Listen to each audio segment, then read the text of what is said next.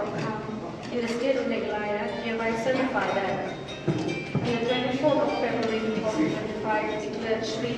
Bill Clinton Wankhar of VPP, Mauling and East Khasi Hills, to have been elected from the said constituency to be a members of the Khasi Hills Autonomous District Council, and that in token thereof I have granted to him these certificates of election. Congratulations.